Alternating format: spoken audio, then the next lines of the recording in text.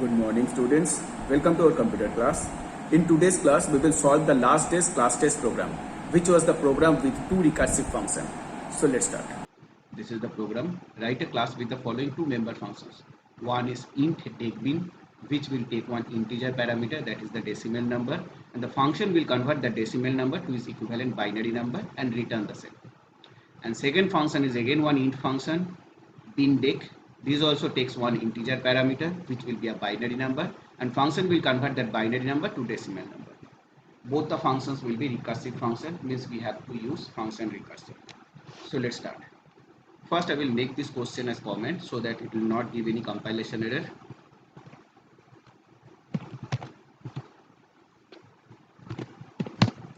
Now class, the first function is int takebin. This will take one integer parameter, which is the number to be converted to its binary equivalent. So how to convert a decimal number to its equivalent binary number? Repeatedly we have to divide the number by 2 and we have to record all the remainder. And at last we have to form a new number, new binary number, by taking all the remainder in reverse order, means from last remainder till first remainder. So here we have to divide the number repeatedly by 2. So n by 2. With this we will call the function. So this is my recursion. Now what I will do with this, I will multiply 10. Then plus remainder also we need n modulus 2.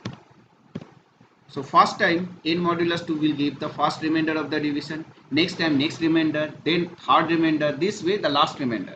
But remember, we need to take all this remainder in reverse order, means from last remainder till first remainder. So that's why this statement I kept after the call statement, so that their execution will remain suspended until unless this call statement replaced by a value. So for that I will write one if statement. N is equal to 0. If n is equal to 0, the function will return 0 for the last case. And here for this we have to write another return statement, because function is returnable function, int function, return. Bas, this much is the definition of this function. So what will happen here? Let's take one example. If the number is 5, suppose. First time the value of n is 5. 5 is equal to 0. No. This condition is false. The control will come here to execute this return statement. So this return statement is supposed to calculate and return this value. But before calculation the call has been made. That's why this calculation will be suspended. So let me write here. Return call, then after call star 10 plus n modulus 2. 5 modulus 2 for 1. This. So n is getting 5 by 2 for 2. 2 is equal to 0. No. Again second time this return statement will execute. So here return takebin, but the calculation will be start 10 plus 2 modulus 2 for 0. Now here for the call of this function, n is getting what? 2 by 2 for 1. 1 is equal to 0. No. Again this return statement will execute. So here return call, then into 10 plus 1 modulus 2. Last value of n was 1. 1 modulus 2 for remainder is 1. So here 1. As n is 1, 1 by 2 for, now this n will get 0. So for that 0, this condition is true. Now this return will execute, which will return 0 to its last call. Last call has been made for the execution of this last return statement. So this will give 0 here. Now as this return statement is getting 3 values, it can calculate 0 into 10 for 0 plus 1 for 1. So this return statement will give what? 1 here. 1. Now that one into 10 for 10 plus 0 for 10.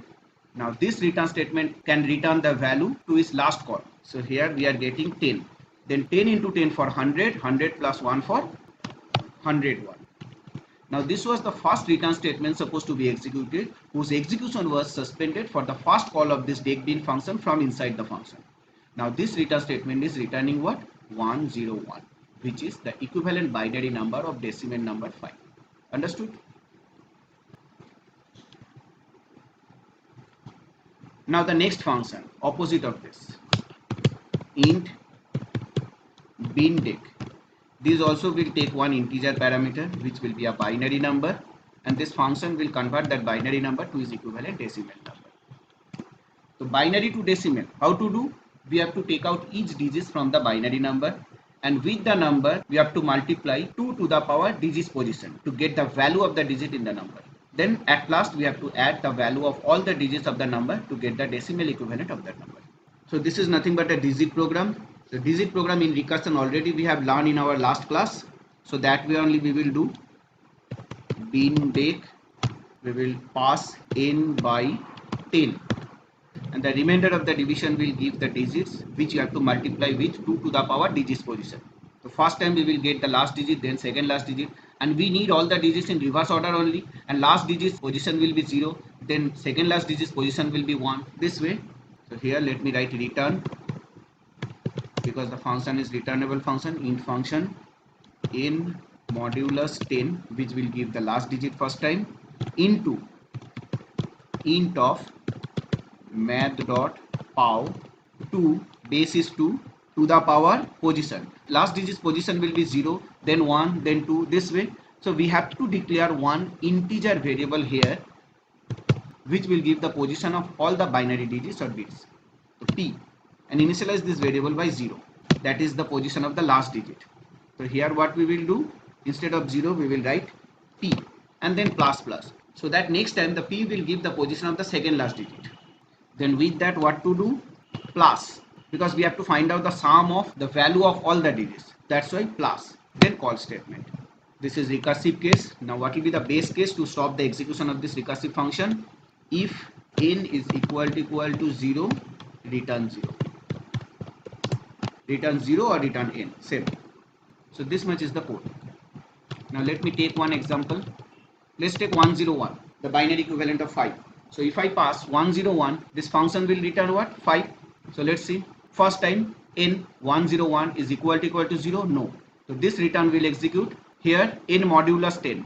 N modulus 10 will give what? The last digit, which is 1 here, 1, into math.pow 2 to the power p, means 2 to the power 0 is 1. So 1 into 1, but this return statement cannot return any value because a function call statement is here. Dig bin n by 10. So n will be updated by n by 10, that we do in digit loop. So n is getting 10 now, because previous n was 101. If we divide this 101 by 10, we will get 10. So n is getting 10, means 10 is equal to 0, no. Again this return statement will execute. Now 10 modulus 10 for remainder is 0, into math.pow 2 to the power p. Now p is 1, 2 to the power 1 means 2, then plus, again call statement, 10 by 10. 10 by 10 for n is getting 1. 1 is equal to 0, no. Again this return will execute. Now 1 modulus 10 will give 1, into math.pow 2 to the power p. The last p is 2, 2 to the power 2 for 4, plus, again call. Now current n is 1, 1 by 10 for n will get 0. So n is 0, yes, this return will execute, which will return 0 to its last call. So here 0 will come. Now this first return statement, which was suspended for all these calls, can get its value to return. So 0 plus 4 into 1 for 4, 0 plus 4 for 4, then 4 plus 2 into 0 for 0, 0 plus 4 for again 4, then 4 plus 1 into 1 for 1, so 4 plus 1 for 5. See, we got 5. The function is returning 5. Understood? Now instead of taking this global variable p for the position, you can declare one more parameter here in this second function, int p. So first time for the call of this function from another function, p will receive 0. So user has to pass the number to be converted and 0 as the second parameter, which is the position of the last digit in the number. Then for the first call of this function from inside the function, p will receive what? Plus value, means 1, which is the position of the second last digit of the number. So 2 to the power 1 for the weight of the second last digit, which will be multiplied with the second last digit. Then p plus for 2 for the third digit. 2 to the power 2 means the weight of the third digit, which will be multiplied with the third digit to get the value of the third digit. So this way it will find out the sum of the values of all the binary digits to get the decimal equivalent of the binary number. Okay. So these two are recursive function to solve binary to decimal and decimal to binary conversion. I hope you understood this class. So we have solved last day's class test program. We have completed function recursion. Now this is the time to practice function recursion in home. And I will suggest you to solve the loop program using function recursion. See you again after puja. Wish you all a very happy puja. Till our next class. Bye. Have a nice day.